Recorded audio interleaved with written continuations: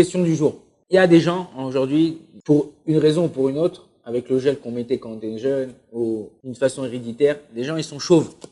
Ils perdent leurs cheveux, ils sont jeunes, tac, perdent leurs cheveux. Aujourd'hui, il y a les implants. On peut faire des implants. Ça coûte beaucoup d'argent, mais ils ont fait un nouveau système qui coûte un peu moins d'argent. C'est une sorte de perruque qu'on colle avec une certaine colle, et puis ils te font la racine de la perruque. Vraiment, on dirait que c'est tes cheveux, c'est ton crâne chevelu, tout ça. Et tu peux avoir les cheveux longs, carrés et tout, tu fais comme ça avec ta crête et tout, machin et tout, beau gosse. Est-ce que quelqu'un qui s'est fait coller une perruque, comme ça, est-ce qu'il a le droit de mettre les tefilines?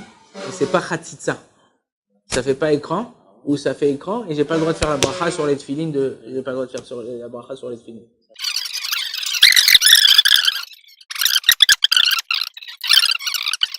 Il y a un Tosfot dans Masechet Souka, Daf Lamed Zayin là-bas, qui dit que s'il y a quelque chose qui sépare, même le roche, qui sépare entre le crâne et les tefilines, ça fait khatitsa. Ok, pourquoi on a un pasouk?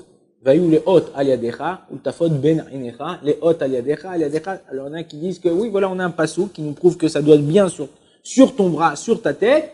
Donc, dans ces cas-là, ça doit pas faire khatitsa.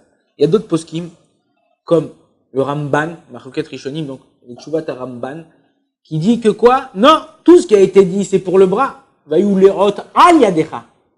Aval, les totafot benenecha, il faut que ça soit vu, il faut que ça soit là. Le fait que c'est vu par les autres, le fait que moi je le vois, que je suis là, c'est sur moi. Il n'y a pas de problème s'il y a une khatitsa. Il dit à la limite, à la rigueur, il y a un Ben Ishraï, il y a d'autres poskim qui parlent de ça pendant les périodes où il fait très très froid. Et les gens, ils avaient l'habitude de sortir de leur maison et d'aller à la synagogue avec les tefilines. Est-ce que j'ai le droit de mettre mon bonnet? Disons, j'ai un bonnet, hop, je mets mon bonnet, tac, et sur le bonnet, je mets mes tefilines.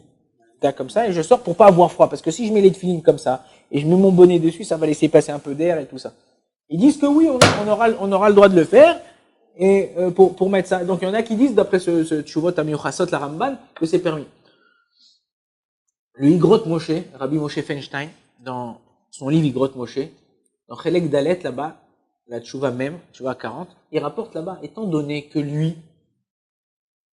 ils ont collé ces cheveux-là sur son crâne. Et lui, il est intéressé de les laisser, pas les enlever. Il veut ça. Il a envie de ça. Il veut que ça reste comme ça. S'il pouvait que ça reste toute la vie, qu'il n'allait pas tous les 3 mois chez le coiffeur pour qu'il lui recolle la perruque, il aurait resté comme ça toute sa vie. Dans ces cas-là, étant donné que c'est quelque chose qu'il veut, et c'est quelque chose qu'il a envie que ça reste, pour lui, c'est son œil, c'est quelque chose de décoratif, entre guillemets, c'est quelque chose qui est là pour l'habiller. Alors, dans ces cas-là, c'est pas considéré comme khatitsa, et d'après Rav Moshe Feinstein, il peut faire même la bracha. La même chose, j'ai les tefilines. Si ici, j'ai quelque chose, ça fait khatitsa dans le bras. Mais si après ici, disons, j'ai un bracelet ou j'ai une montre, j'ai le droit de mettre mes tefilines sur la montre, ça s'appelle pas khatitsa. Le ikar des tefilines, c'est l'endroit qui est gonflé dans le bras, et ici, l'endroit où la frontanelle, quand on est en bébé. L'enfant, quand il naît, il a un endroit ici qui est mou, ok? Qui va jusqu'à la fin du crâne, à la fin du cuir chevelu. Dans ces cas-là, ça c'est l'endroit des tefilines. Et étant donné que c'est quelque chose que je veux, ça s'appelle pas khatitsa. Bon, Adonai l'olam, amen, amen.